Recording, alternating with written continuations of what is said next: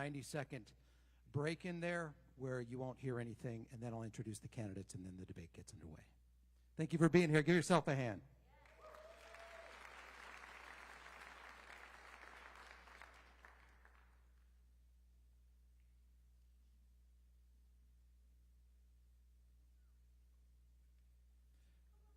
Clyde Chalk and Austin Jenkins.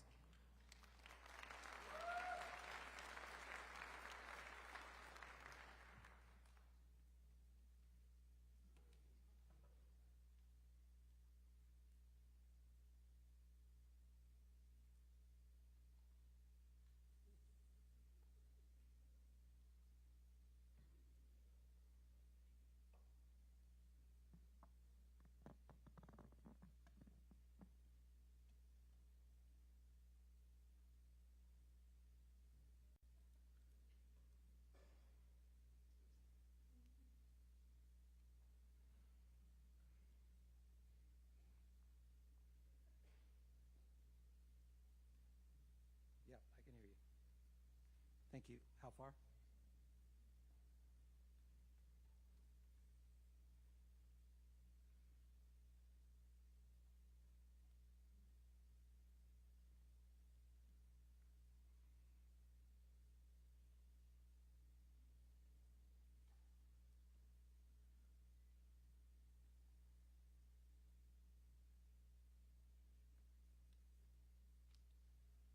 How far?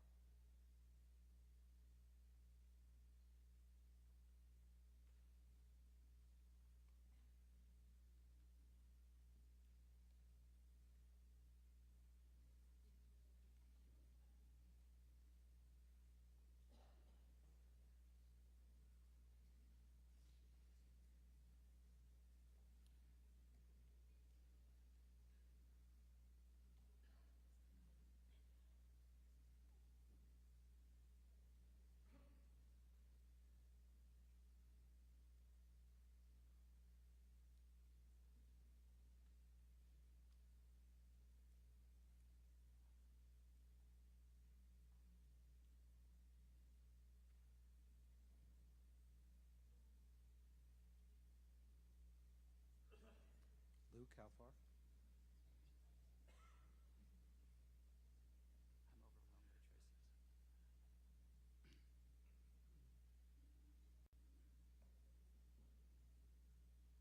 overwhelmed by choices.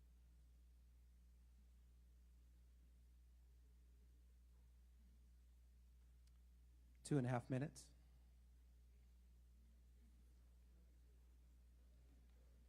Yeah,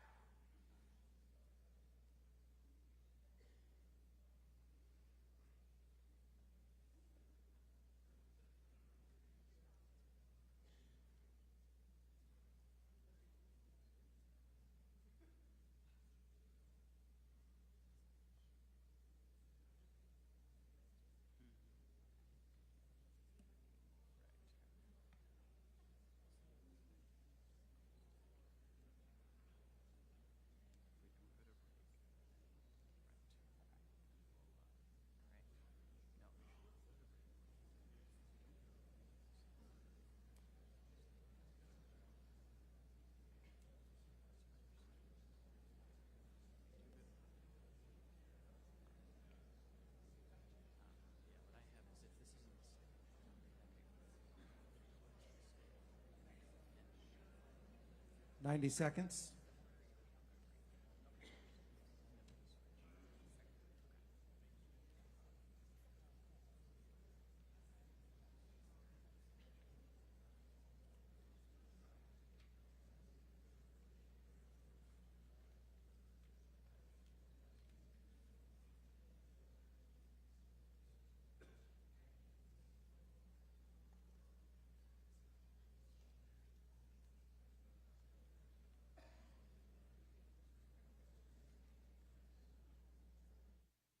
One minute.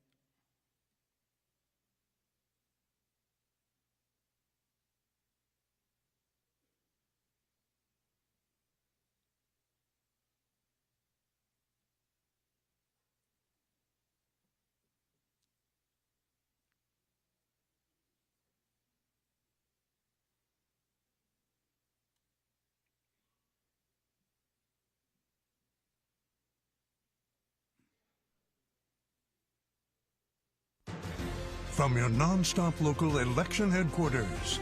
And in partnership with the Association of Washington Business and Greater Spokane Incorporated, this is the 2024 Washington State Gubernatorial Debate.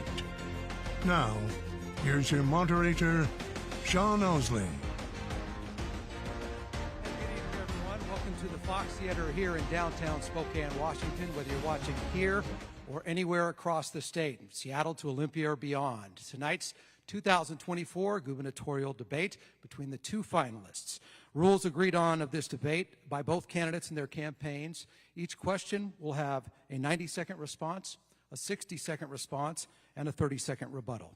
Joining me tonight to ask the questions on our debate panel, from nonstop local KHQ morning anchor Kalai Chalk.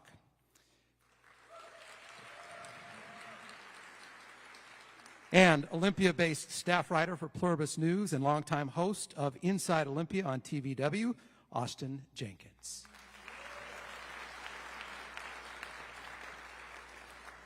Before we meet the candidates here on stage for this live one-hour debate, some history and the backgrounds of both candidates. How did we get to this night? Here are a portion of their professional histories. One of the largest primary fields in years, you voted, whittling down to two candidates for governor, Democrat Bob Ferguson, Republican Dave Reichert. Two men on two sides of a similar coin, law and order, both now vying for the top job in Washington State. Ferguson is the law. He's been 12 years as Attorney General of Washington State. University of Washington graduate, started his career in Spokane clerking for a federal judge. From there, he joined a Seattle law firm and then moved into politics in 2003, a member of King County's City Council. In 2012, Ferguson was elected to the Washington State Attorney General's office, the 18th, and has been there for the past 12 years. If Ferguson is the law, Reichert is the order. A former King County Sheriff's deputy, Reichert was a Concordia Lutheran College graduate, played football for the Cavaliers. Reichert played a critical role in the task force in the search for Gary Ridgway, the Green River serial killer. He was elected sheriff just before Ridgway's arrest. As Ferguson was getting into politics, Reichert was entering the national stage. In 2004, he was elected to Congress and spent the next 15 years serving in the U.S. House of Representatives. Now both have their eyes squarely set on a job held by Governor Jay Inslee for the past 12 years, the governor's seat. Two candidates, one office to lead Washington State. Welcome to the nonstop local gubernatorial debate. That is the background on the two finalists to become Washington State's next governor. Let's welcome the candidates to the stage. Current Attorney General Bob Ferguson, former Congressman Dave Reichert.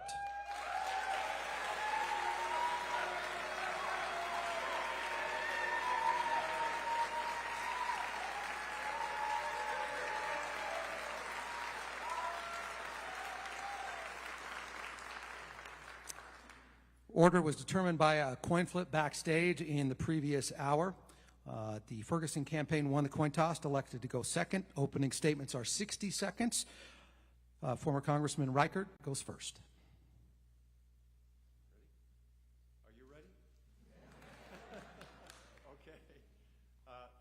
I am so anxious to be here tonight. You notice I didn't say happy. I'm very anxious to be here tonight. But I want to say, just for a moment, if you could imagine how you got to where you are today. How did you personally get to where you are today? It's all about the choices that you've made. It's about the choices your parents made, that your bosses made, that put you in the place that you are today. Same true for me. Choices that my parents made that caused me to run away from home, from domestic violence. Choices that I made later on in my career. I also believe that God has a plan. You know, the bigger question is, how did Washington State get to where it is today? Through choices, right? It's through choices that we made to elect leaders in our state that, in my opinion, made the wrong decisions, that led us to a road where we have one of the highest crime rates, one of the highest homelessness rates, people dying in the streets from fentanyl, one of the highest costs of living in the country and one of the most, I guess, failing educational systems in the country. That is time. Mr. Ferguson. Thank you to the moderators and the sponsors. Thank you, Congressman Reichert. It's good to see you again. And most importantly, to the Washingtonians who are joining us tonight. First, it's great to be back in Spokane, where I used to live and work just a few blocks away from here.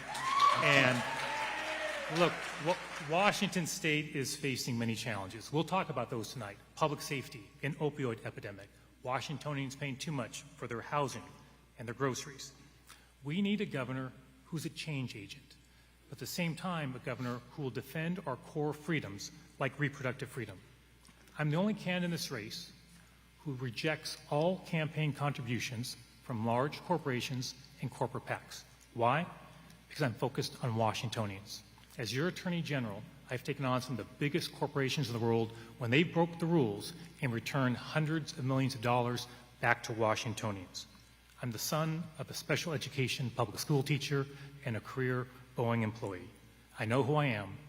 I know who I'm fighting for, each and every one of you. Thank you to both candidates. Our first question tonight.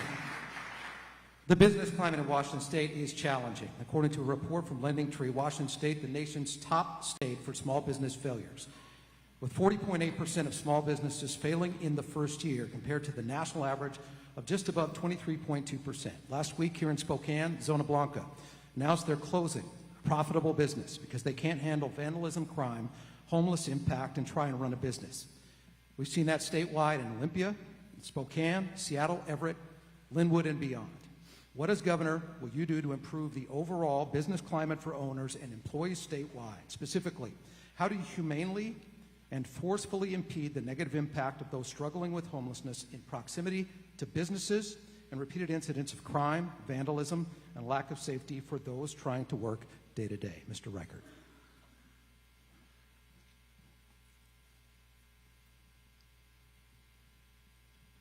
Well, I think it's obvious. Crime is out of control. And why is that? We don't hold people accountable. We don't hold people responsible. There's no consequences when people commit crime. Part of the problem is we've legalized drugs. We've legalized even fentanyl. We have people laying in the streets in the doorways of our businesses. That's why people are leaving. There's a business here in Spokane that just shut its doors, a popular restaurant, having been open here 20 years. They just shut down. They just closed their doors. Why? Because they had aluminum foil from drug use blowing into their store as customers walked into their store to have dinner. What we're going to do is we're going to enforce the law. And people smile when I say that. That's obvious, but we're not allowing cops to enforce the law. We have to enforce the law. We have to support our police officers. We have to elect officials that support our police officers. We have to make sure, yes, that our police officers are held accountable and to the policies and laws of Washington State. But we also have to make sure that when they make a life and death decision, that the Attorney General's office is not going to come after them and sue them or charge them with a crime. Mr. Ferguson.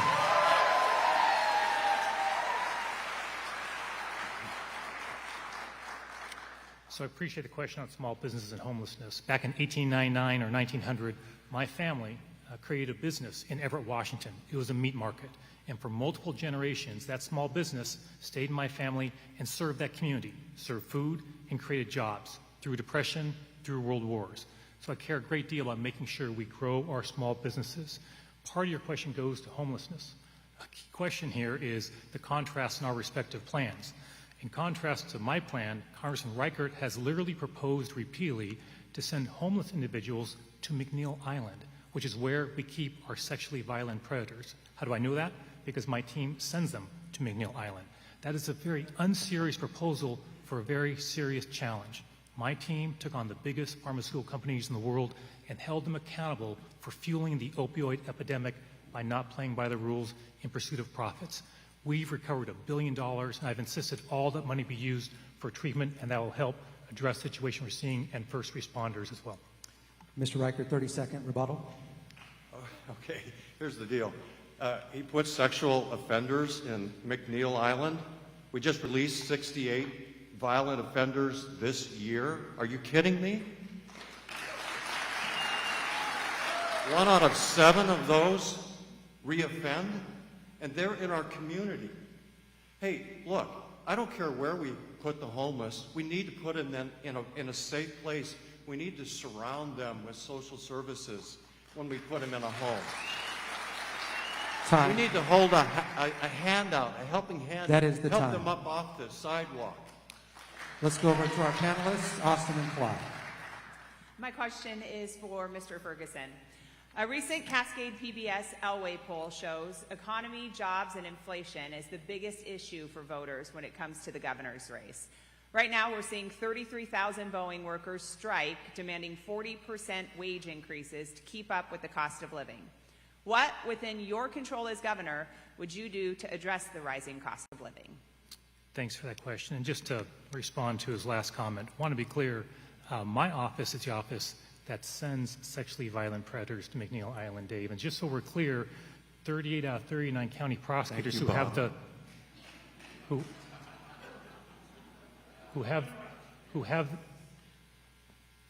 the authority to prosecute those cases specifically send them to my office. There's a reason why majority prosecutors endorse my campaign, but even the Republican prosecutors who endorse you send the cases regarding sexually violent predators to me and my team. Why? Because they know we'll prosecute those cases to the fullest extent of the law. And look, on the question of the economy, I'm glad you're asking about this because this gets directly to a huge issue of the rising costs that we're facing from housing to groceries. As Attorney General, we've taken on entities that are engaging in price fixing. We returned recently more than $40 million to Washingtonians because tuna companies and chicken companies engaged in price fixing. I recovered those dollars, and what did we do with it?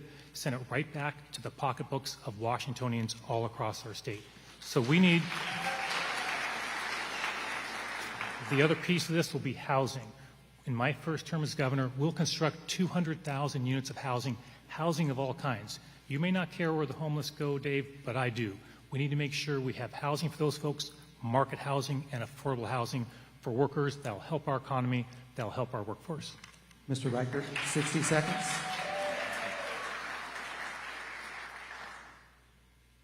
Well, the reason that local prosecutors send cases to the Attorney General's office is that they have now 800 lawyers employed instead of 400 when Bob first started his tenure in the Attorney General's office. He has the lawyers to prosecute these cases. That's one reason why they send them to your office. Let's just talk about the economy. It's really, to me, it boils down to taxes. You know, what we're doing right now on this gas tax is it is a burden on each and every one of us living in Washington State. We need to pause that gas tax. We need to step back and take a look at where we're headed. Everything that we buy today is a direct result of that gas tax. Everything that's transported from your house, from the store, from the train station, from the warehouses is transported by a truck that's paying high gas taxes. Those costs are passed on to you. Mr. Ferguson, 30-second rebuttal. The Tri-City Herald once wrote an editorial about the way I run my office, and they said Ferguson runs his office like a business. We're actually a revenue generator for the state of Washington. That's what that legal team is doing, Dave. And when it comes to the economy, as we transition to a clean energy economy, I visited East Wenatchee and went to an apprenticeship training program. Hundreds of workers across our state being trained there for a clean energy economy. That's how we can help get great jobs for workers all across our state. We'll invest in more trainings just like that.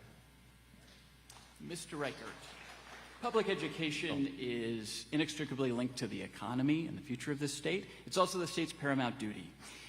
Washington's Superintendent of Public Instruction says the state is underfunding public schools to the tune of about $4 billion a year. That's billion with a B.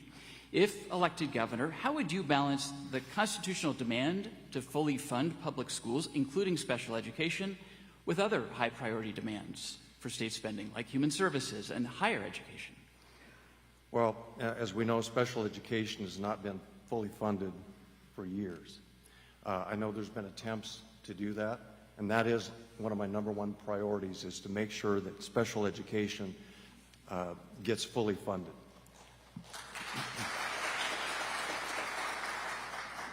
Look, we have money in the budget to spend on education. It's not a spending problem. It's an organizational problem. It's a waste problem. Let's find the programs that work, and let's fund those programs. Let's not fund the programs that are not working. It's as simple as that. Our government,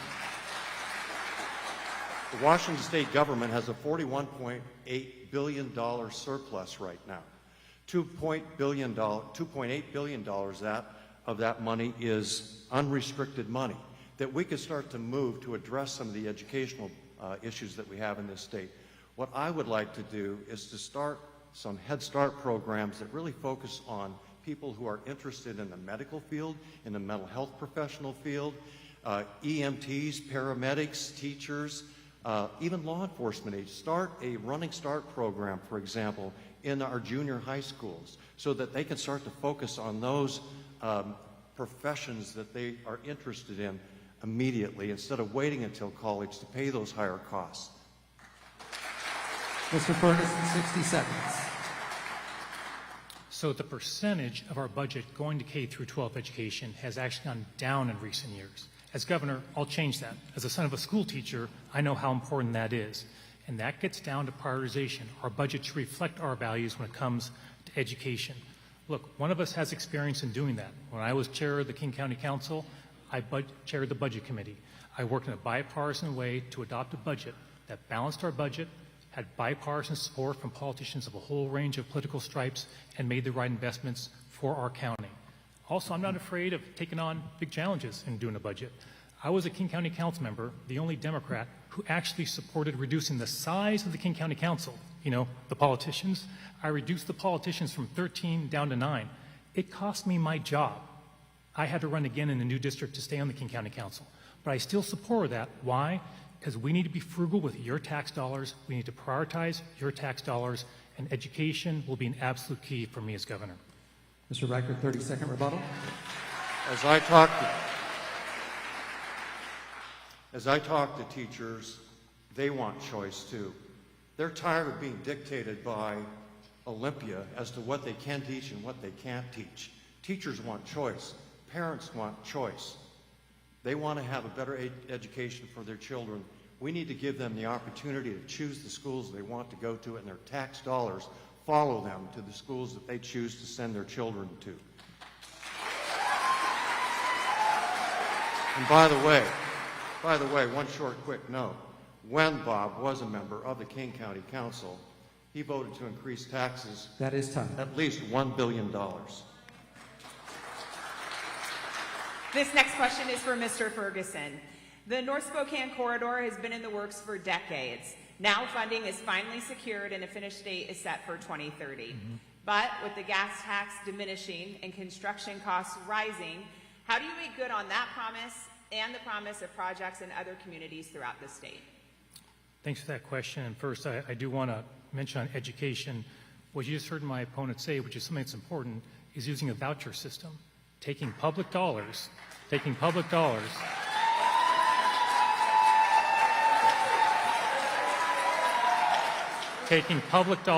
away from our public education system and sending those public tax dollars to unaccountable private schools. That makes our budget problem much worse when it comes to funding our public schools.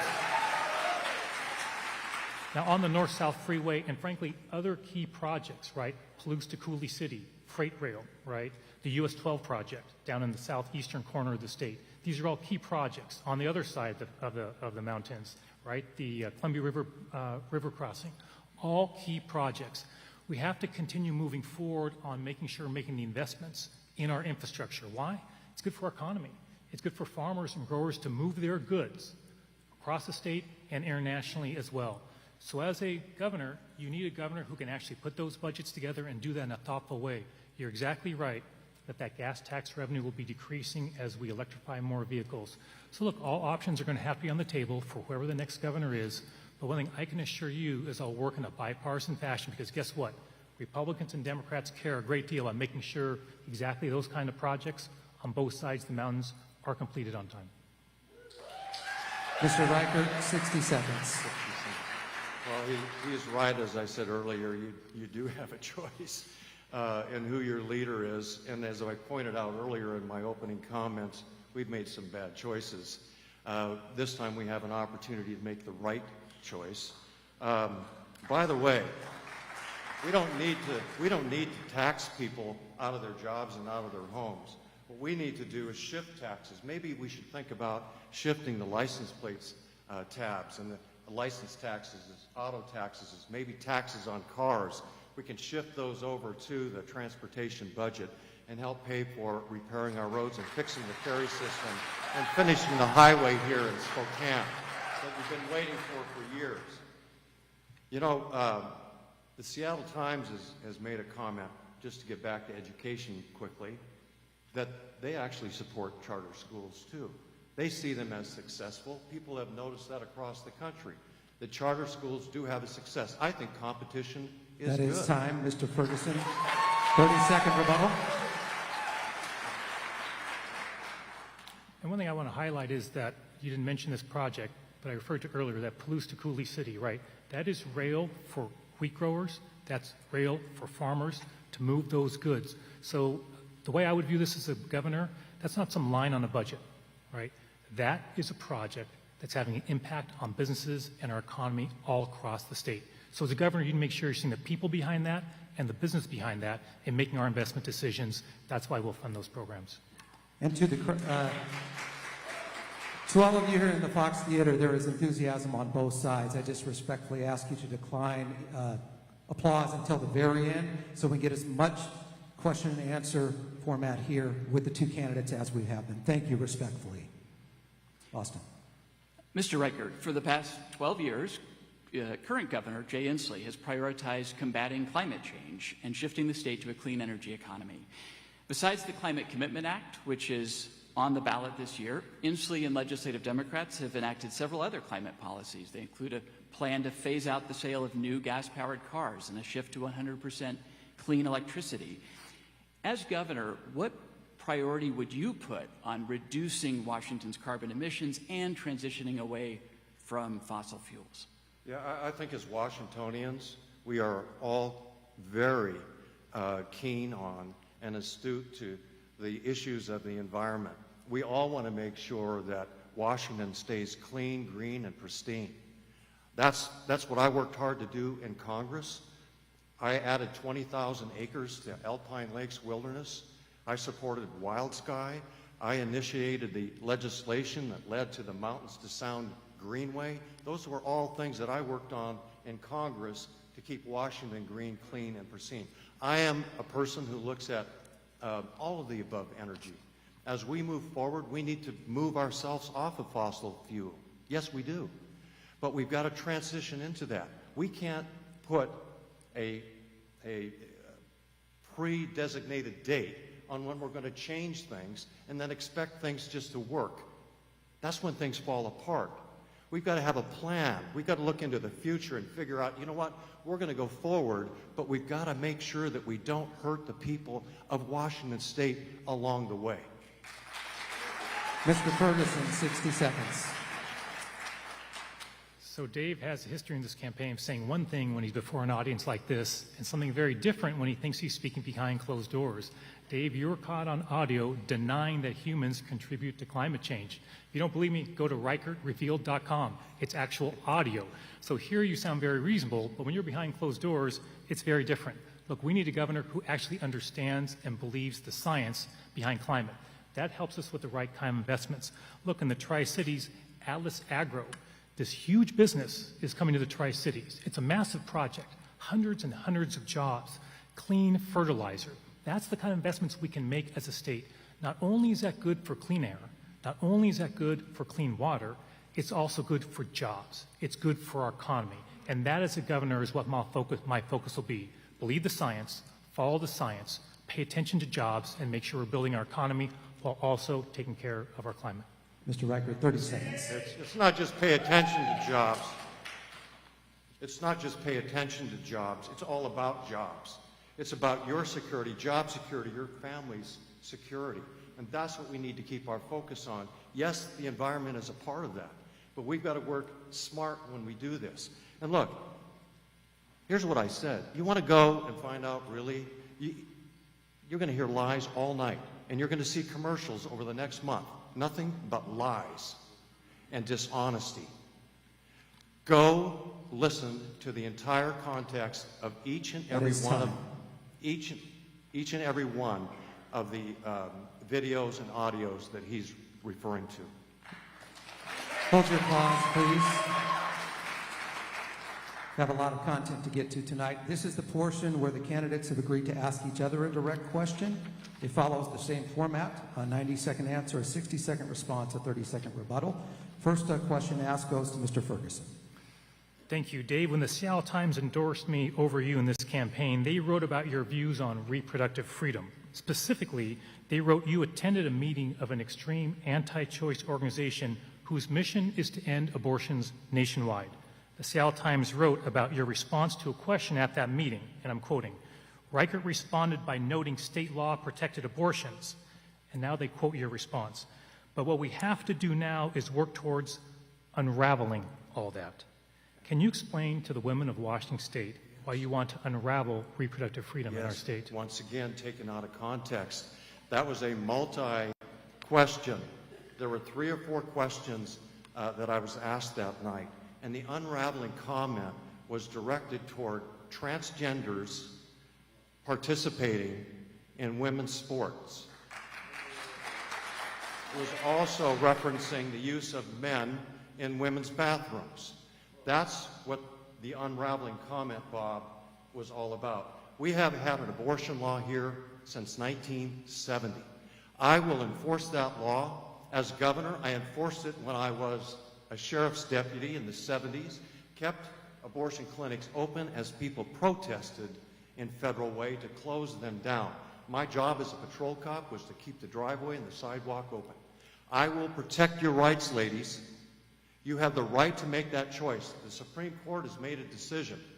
It's the people of Washington State that make those decisions for women and voters of Washington. Mr. Ferguson, 60 seconds. Thanks. Well, you can either believe Dave or believe the audio, and also his record reflects his perspective of not defending your reproductive freedom. When you were back in Congress, Dave, you voted 3 times for a nationwide abortion ban that criminalizes doctors. You voted to make certain abortions that are legal in Washington State illegal and criminalize doctors. You also, when you were back in Congress, voted time after time after time to defund Planned Parenthood. Look, in a post-Dobbs world where reproductive freedom is on the line all across our country, you have a choice. You can either elect a governor who has a history of defending your reproductive freedom, who's endorsed by Planned Parenthood, or someone who says, hey, believe him or believe the Seattle Times. KUOW reported this story. So I get that you want to deny it, Dave, but once again, you say one thing when you think you're behind closed doors and something else entirely when you're speaking to the people of the state of Washington. And you're running for governor, you can't have it both ways. 30-second rebuttal. Man, he can lie with a straight face. I'm telling you right now, what he's telling you is an absolute falsehood. I voted not once to end abortion in the United States of America. I voted on a viability law that allows women to have the choice up to 20 weeks. It's almost exactly the same law that exists in Washington State today. So don't believe him when he says this. Don't believe the ads that you see. And is this race really about abortion? That is No, time, it's Mr. not. Reichert. Mr. Reichert, time for your question directly to Mr. Ferguson. Bob, first you were on the King County Council where you raised taxes by $1 billion. Now the tax burden for families is higher than ever. Then you became Attorney General. And during your 12 years as the state's chief law enforcer, crime has skyrocketed, murders have more than doubled, The drug crisis has gotten deadlier after you urged lawmakers to decriminalize fentanyl. If you're not responsible for any of this, Bob, who is? Thanks for that question. First, just on that previous question, hear carefully what he said. Almost exactly the same law, right? He's acknowledging what he did back in Congress. Number two, look, my record when it comes to balanced budgets that are bipartisan is very clear. I was a budget chair at the King County Council. Look, it's not the size of a state budget, I get that, but it's still a multi-billion-dollar budget. Democrats had a one-vote majority on the King County Council when I chaired the budget committees. How do we put that budget together? I'll tell you, Dave. 2 Democrats and 2 Republicans, we locked ourselves in a room for a couple weeks, and we hammered out the details of that budget and took it to the full council. Guess what happened?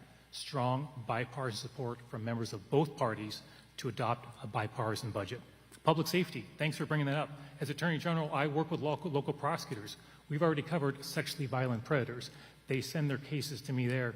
Guess what else? As Attorney General, I don't actually have the legal authority to prosecute a case if someone breaks into your car. That's your local prosecutor. But we have a criminal division because prosecutors can ask my team to take a case if they have a conflict or lack the resources, for example, to bring a murder case. And guess what they do?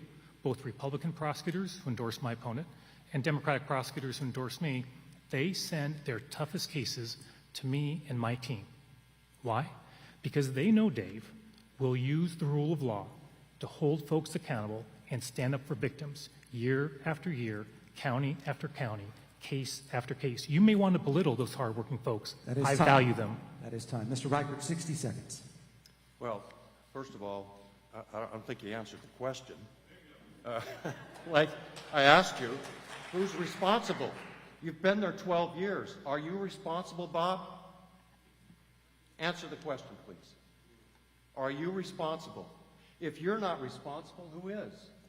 Who do we look to for leadership if no one takes responsibility? I took responsibility when I was the sheriff. I had to make some tough decisions, life and death decisions, when I was a deputy, when I was the sheriff of King County. I made tough decisions. And when the people asked me about it, I answered the question. Yes, I'm responsible. And you know, all he did was talk about his budget, how great he was at budgeting. A $1 billion tax increase in 8 years in King County by itself? That's crazy. And the state budget in 12 years has doubled. That is time. Not only that, his budget has doubled. Mr. Ferguson, 30-second rebuttal. So Washington State has per capita the lowest number of law enforcement officers of any state in the country. My criminal justice plan details how we're going to change that. In my first budget as governor, we're going to put together a budget that invests $100 million. So local jurisdictions, your cities, your counties, the folks who hire most of the police officers across our state can use those dollars for increased salaries, for signing bonuses. That gets first responders on the streets. That helps solve crimes and lets the prosecutors in my team, in my office, do the work to send those folks away. That is the first half of the 2024 gubernatorial debate. Thanks to both candidates for being here. Another 30 minutes straight ahead. We're going to take a break for all of you watching across Washington State here on Nonstop Local KHQ. We'll be right back.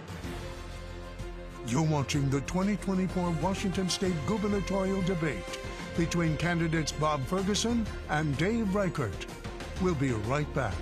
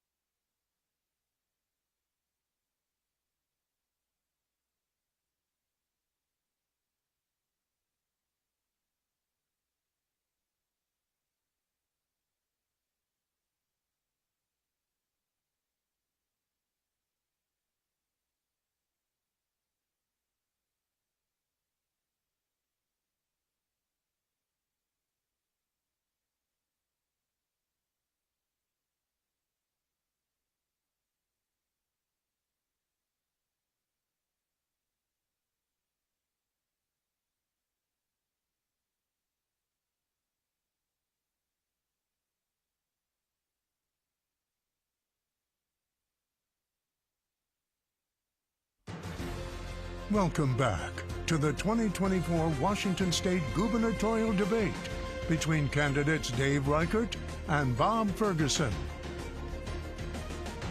Welcome back to the Fox Theater in downtown Spokane. Joining us from wherever you are across the state, the 2024 Gubernatorial Debate. I'm Sean Owsley with Nonstop Local KHQ, also sponsored by the Association of Washington Business and Greater Spokane Incorporated. This next question submitted by an AWB member. And a reminder, the format modification to the candidates for responses on this and the next business submitted question, 60 seconds each to respond on this, so it is a change which was agreed to. The question comes from John Chiarella of Darrigan Incorporated. What will you do to help Washington's small businesses who have been struggling to stay afloat amid numerous state mandates and to end the perpetual cycle of automatic cost of living minimum wage increases that do nothing but perpetuate the increase in the cost of living? Mr. Ferguson. Thank you very much. In traveling to all 39 counties during this campaign, I've had a chance to listen to folks all across the state, including small business owners. One thing I've heard is, hey, sometimes we need to streamline our government on behalf of whether it's small businesses or anybody else. One thing I've pledged to do as a governor is to do exactly that. If you apply for a permit, for example, with Washington State government, and we're late in delivering that permit, you're not paying for it. We're not going to make you go to different places to get that permit. Streamline it, one-stop shopping. When it comes to small business, I've talked about my commitment on small businesses, but I've demonstrated that in the past. When I was on the King County Council, I worked with a conservative Republican to do what? To literally go through the King County Code and make sure we're literally tearing out pages and pages and pages of our King County Code. Why were we doing that? Because there are regulations in there, to this individual's question, that were just burdensome on businesses and served no useful purpose. The mandates no longer made sense in light of time or the change of business climate. That's the approach we need as a governor, someone who can work in a bipartisan way with someone that, oh, I'm sorry, my apologies. No problem. 60 seconds to Mr. Reichert. Well, the first thing we have to do is stop playing gotcha. Inspectors come out, look at your businesses, gotcha. Then what happens? The Attorney General's office comes after you. Nobody wants to do business in Washington State when they're afraid of getting sued and run out of business. Do you? No. We've got to stop suing our businesses so they can stay in Washington State and be productive. No new taxes. That's going to be the advantage. Sometimes we have to say no in government. It's been a rubber stamp. It's been a rubber stamp for almost 40 years. It's time to have a conservative. It's time to have a Republican. It's time to have a balanced government. No new taxes. We got to go back to crime and homelessness. Big problem, forcing businesses out of our cities and out of our state. And they're over-regulated. Regulation after regulation and tax upon tax. Why wouldn't you move your business out of Washington State? I would. To our next question, this comes from AWB member Steve Anderson of Wagstaff Incorporated. Regarding regulations, while the specific ratings may vary depending on the source of the list, Idaho is consistently rated in the lowest 10 states with respect to state regulations, while Washington is consistently listed as one of the 10 states with the highest amount of state regulation.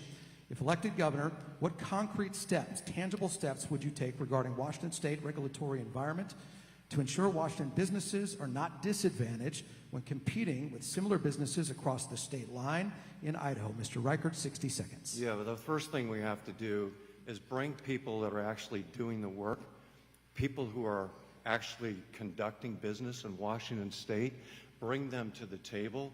Let's sit down and have a discussion as to what rules and regulations you think need to be taken off the table. I'm open. I'm not a part of the system that's been in existence for 40 years or the last 12 years. I'm going to be a new face, a new person, a new ideas that we can talk about and think about and discuss together and move forward in reducing regulations, streamlining permits, those things that are really burdensome on businesses today. One complaint I have heard across this state, we don't have a place at the table. Businesses, plumbers, police officers, you name it, the profession, they do not have a place at the table. Our government's not been listening. Mr. Ferguson, 60 seconds. Thanks. Well, we've been listening to business in the AG's office. I created a small businesses initiative within the Office of the Attorney General. What does that unit do? Advocate for small businesses when they're the target of scams. Look, if you're a small business owner, you don't have some in-house counsel down the hallway. If you get a letter in the mail saying you need a certain kind of poster to put up in your restaurant, you think it's legit, it looks legit, you pay the fee and you move on. Guess what? My team, as part of that initiative, Dave, took on the scammers. Yes, it was a lawsuit. Took on a company not playing by the rules, harming small businesses, making them pay millions of dollars. We took that entity to court, and guess what? A judge ordered them to pay those small businesses back millions of dollars. How do I know this? I've been to every Rotary Club in the state. When I go there, I hear from small business owners who thank me and my team for doing that work on behalf of small businesses, and that's the approach I'll take as your governor. Back over to Austin and Clyde. Mr. Ferguson, nearly half of Washington renters spend more than a third of their income on housing. That makes them rent-burdened. Majority Democrats in the legislature this year considered but did not pass a bill capping rent increases at 7% annually. As governor, would you support a cap on rent hikes? And what other steps would you take to address the high cost of housing in Washington? So the high cost of housing, is one of the most critical crises we're facing as a state. So multiple things. Number one, I mentioned earlier, we need more inventory. I put right in my voters' pamphlet statement for my vision for the state, constructing 200,000 units of new housing of all kinds in my first term as governor. As Attorney General, we recently took on another lawsuit, Dave, standing up for Washingtonians, an entity that's engaging in price fixing on rent, artificially raising rents and making Washingtonians all across our state pay more. That violates the law and harms Washingtonians and goes exactly what Austin is getting at, higher rents. That's unacceptable. So look, I'm open to proposals that address exorbitant hikes. Look, the good news is most landlords don't want to do that.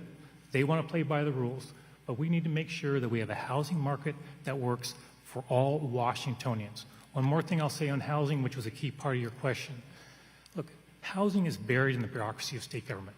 The head of housing is buried in commerce. I'm going to pull that person out and that team out, and guess what? The head of housing is going to be a member of my cabinet. So every time I'm having a cabinet meeting, I'm getting an update, Austin, in real time about how we're doing on addressing the affordable housing crisis that we have in the state and making sure we're working in public-private partnerships to address this key issue. One thing in going to all 39 counties, this issue is the one I heard the most from Washingtonians. Mr. Reichert, 60 seconds. Well, hey, if it's in this voters pamphlet, it's got to be true, right? I mean, I believe him. He still hasn't answered the question, who's responsible? Look, he sued Value Village. It cost us millions of dollars and lost. He lost. It cost us millions of dollars. He sued the chicken company, the tuna fish company, and he sent out $200 checks. Remember this? The $200 checks went to deceased people. That's efficiency? And that's how you're going to fix the problem? That's how you're going to reduce your budget? You know what we need to do? We need to make it easier for renters, for landlords to evict people who aren't paying the rent. We need to change the squatter laws. People need to, they shouldn't be allowed to move into someone's house and just squat there. We need to change those laws. We need change and streamline the permitting system. That is time. Mr. Ferguson, 30-second rebuttal. Sure. I'll just take my 30 seconds. You mentioned Value Village. It's true, we lost that case. It's literally, Dave, the one case we brought on behalf of Washingtonians that we lost. We've won 700 or 800.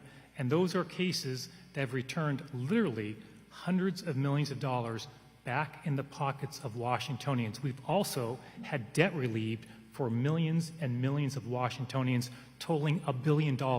That's the work my team does every single day to do what? To stand up for everyday Washingtonians. My question is for Mr. Reichert.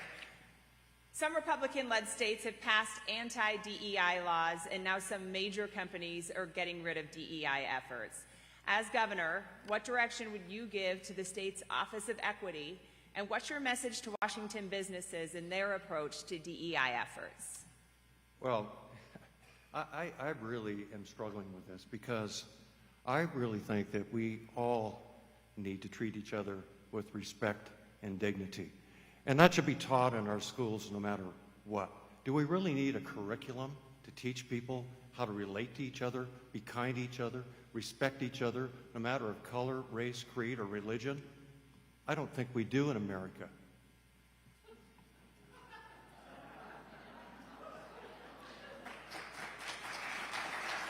It's the land of the free, it's the home of the brave. It's a land of opportunity. And we need to treat everyone with respect and give each other the same opportunities that we would expect for ourselves. So, no, I don't agree with DEI, but I do agree with treating people with respect and hiring the best people.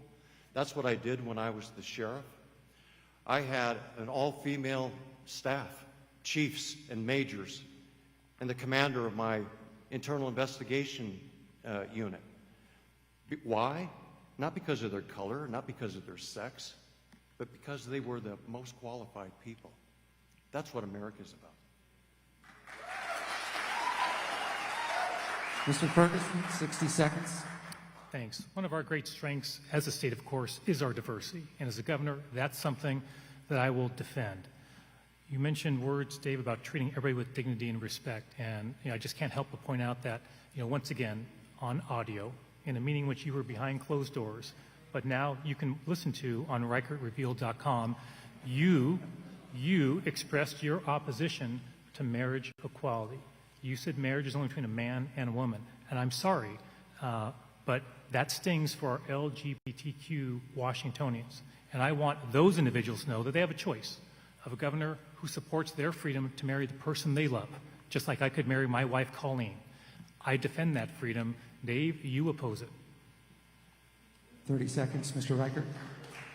Well, no, I don't oppose it. That's another lie. I happen to believe that marriage is between a man and a woman. That's my faith, but that doesn't mean I'm going to impose that on the people of Washington State. You have the right to choose who you love. You have that right. And I'm not going to stand in the way. I'm not going to impose my religion on you. But where was Bob when we talk about DEI, when we talk about equality?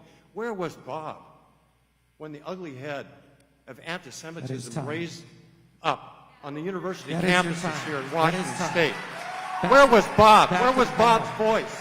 You didn't hear a peep out of Bob. That is your time. Back to the panel, please. Mr. Ferguson. I'm telling the truth. Mr. Ferguson, a question about the state's tax system. In 2019, the state legislature established a bipartisan legislative tax structure work group to recommend ways to make Washington's tax system more fair and stable. Last year, the work group delivered 2 proposals to the legislature, including a recommendation that the state replace the business and occupation tax on gross receipts with a margin tax. What is your view of the fairness of Washington's current tax system for individuals and for businesses, and what, if any, changes to that system would you support as governor? Yeah, our system in Washington State is very regressive. I think we currently rank 48th or 49th in terms of having the most regressive tax systems in the country. What does that mean if you're listening at home? That means if you're a low income or moderate income or middle class person, you are paying a greater percentage of taxes than someone who's very wealthy. And so that is something that the state needs to be thinking about and addressing. Look, I supported a capital gains tax. The investments from a couple thousand households of the most wealthy Washingtonians is used to help out our schools, school construction, child care, critical programs for all Washingtonians. So from my standpoint, when it comes to a tax system, this needs to be done the same way I did as a King County Council member, working across the aisle, sitting down with members of both parties, and making sure we have a system that works for all Washingtonians, but with the key focus on middle-class families, lower-income families. I'll give you an example. We should be investing more in the Working Families Tax Credit so you pay less in taxes. That's a great program the state has, but guess what? We need to invest more in that program to assist Washingtonians all across our state. So that's my approach as governor, making sure that businesses pay less, middle-class families pay less, and making sure we do a balanced budget that provides for all Washingtonians. Mr. Reichert, 60 seconds. I agree with Bob on this issue. We do need to make sure that small businesses pay less and that families, hardworking families, middle-income families, pay less taxes. But then why would you support a gas tax of 50 cents a gallon that's so burdensome on those middle-income families and those businesses? Why would you support a piece of legislation that says that truck drivers are exempt, farmers are exempt, but yet there's no mechanism within the law that allows that to happen? Farmers and truck drivers have to pay that gas tax, which then raises the price of everything that you pay. What about the long-term care tax? We should have a choice as to whether or not we want to participate in that. The benefit there is minimal, to say the least. That is If time. you want to participate, do it. Mr. Ferguson, 30-second rebuttal. If I could add one thing, we haven't touched on the issue of child care, which is critically important for all Washingtonians. There's a real crisis there where too many Washingtonians pay a huge percentage of their income on child care. That hurts our economy. That hurts small businesses. Look, we have a Fair Starts for Kids Act here in Washington State. That's a good start by our state legislature. We need to invest more in that so working people across our state can get child care that's affordable and still work in our public sectors and private sectors and help fuel our economy. My question is for Mr. Reichert. You guys have expressed your stance on abortion, but we have a more specific question that I'd like you to answer clearly as you listen to this. More women are coming to Washington from Idaho and other states for abortion services, and Governor Inslee has taken further steps, including stockpiling mifepristone and putting money into the state budget to cover abortion costs. As governor, would you maintain these efforts? And would your priorities around abortion care be the same or different than the current governor? Is that to me first? I'm sorry. Yes. Yes. As I've said before, I currently support the laws that are on the books in Washington State. So yes to your question. I would support the current laws today. I want to get onto child care real quick. Here's what I would propose. Okay, you want to talk about access? I'm for access. Absolutely for access to abortion. I'm absolutely in support of Governor Inslee's initiatives to supply abortions from people out of state. Does that answer your question? Now on to child care. 60 days. We need to increase the family care, that bonding period of time to 60 days. And we can do that within the existing budget. The other thing I would propose as far as taxes, let's not tax baby food. Let's not tax diapers. Let's not tax baby essentials. I'm going to work with the House Democrats and the Senate Democrats to put together a bill that actually helps middle-income families raise their children without paying taxes on baby essentials. 60 seconds, Mr. Ferguson. So, of course, I support the governor's actions and the legislature's actions on this issue. I might add that when it comes to, you mentioned mifepristone, that's the abortion medication used in the majority of abortions in Washington State. Look, I filed a lawsuit against the Biden administration, a president of my own party, to ensure access to mifepristone. Why? Because a federal judge in Texas was threatening to issue a nationwide ban on access to mifepristone. Look, here's what you want in a governor. Someone who's willing to take on a president of his own party to fight and defend your freedoms. We took on the Biden administration, we're winning that case, and that's why we preserved access to mifepristone. So you can either choose someone who's voted for nationwide abortion bans, someone who's voted to defund Planned Parenthood, or you can vote for a fighter and someone who's unafraid to even take on a president of his own party to defend your freedoms. 30 seconds, Mr. Reichert. Well, this is an area where Bob and I agree. I don't have anything more to say. I agree with what he said. I support the current laws in Washington State. That takes us now to our closing statements. Each candidate will have 90 seconds. We begin with Mr. Reichert. Okay, tonight, Bob is asking you to believe that he will change the way he's done business for the last 12 years. That's not going to happen. We know that. It's not going to change. He says he's the change agent. That's not going to happen. I am asking you to believe that together we can make change in Washington State. A Democrat House, a Democrat Senate, working together with, yes, a Republican governor, balanced government. We can do this together. That's the change agent. That's the change agent. A balanced government in Washington State, mind-blowing. Right? We can do this. And what we'll work toward is a government based on leadership, on integrity. Imagine an honest government, a government based on servanthood, and on a team that's built on servanthood and integrity. I want to work with you to build that kind of government. We can lead the country.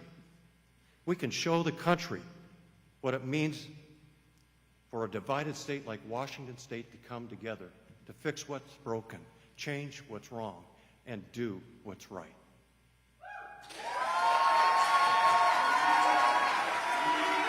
Mr. Ferguson, 90 seconds.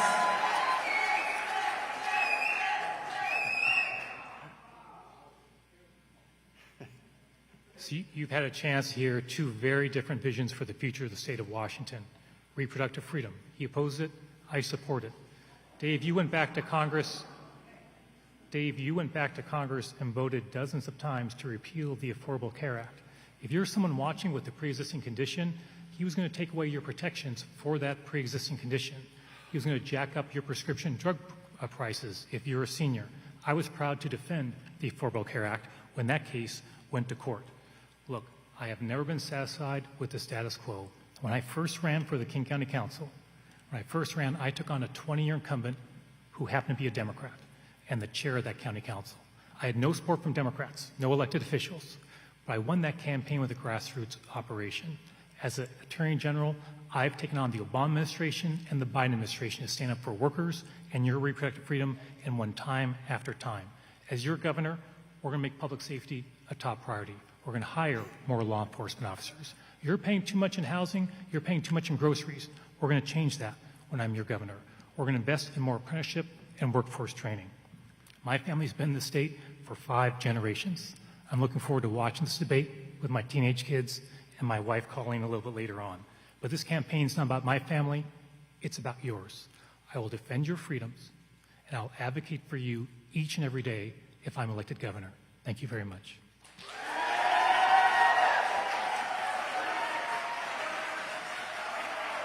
And that'll do it for the 2024 gubernatorial debate. I want to thank Attorney General Bob Ferguson, Congressman Dave Reichert, Kalai Chalk, and Austin Jenkins, the enthusiastic crowd here at the Fox Theater in Spokane.